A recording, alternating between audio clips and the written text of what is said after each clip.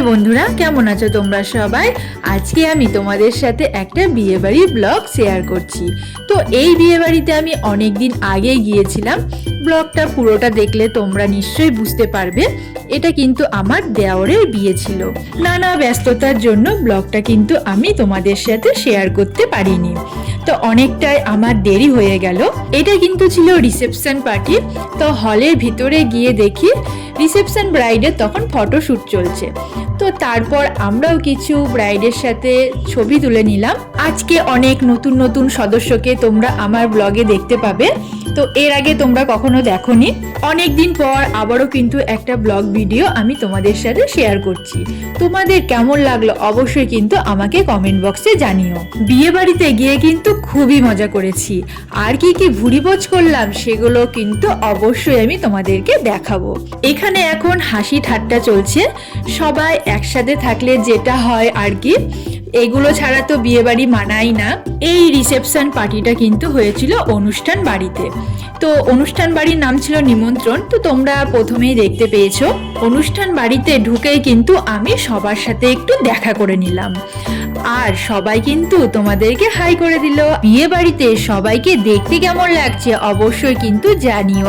আর এই দেখো, এইটা কিন্তু হচ্ছে আমার সব থেকে ছোট্ট কিউট মিষ্টি ননদ। এরপর আমি কিন্তু চলে গেলাম স্টার্টারের দিকে। প্রথমেই কিন্তু নিয়ে নিয়েছি ভেজ পকোড়া। ভেজ পকোড়া খেতে তোমাদের কেমন লাগে অবশ্যই কিন্তু জানিও। আমার তো বেশ ভালোই লাগে। স্টার্টার ছিল 3 রকমের, পকোড়া, কফি আর কিন্তু ফুচকা। তো সবই আমি তোমাদেরকে দেখাবো।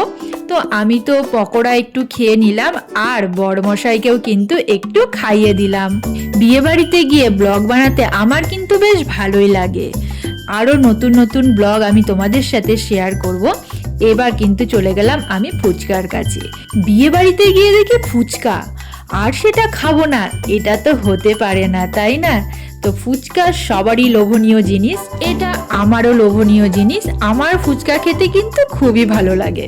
আমার এই ব্লগ ভিডিওটা তোমাদের কেমন লাগলো অবশ্যই কিন্তু বলো। ভালো লাগলে লাইক, কমেন্ট, শেয়ার আর চ্যানেলটাকেও সাবস্ক্রাইব করে দিও। ফুচকা কিন্তু আমি অল্প কয়েকটাই খেয়েছিলাম, কারণ বেশি ফুচকা খেয়ে নিলে তো আমি আর অন্য কিছু খেতে পারবো না। তারপর চলে গেলাম কিন্তু কফি নিতে। কফিটা কিন্তু খুবই সুন্দর করেছিল, আমার কিন্তু খুবই ভালো লেগেছে।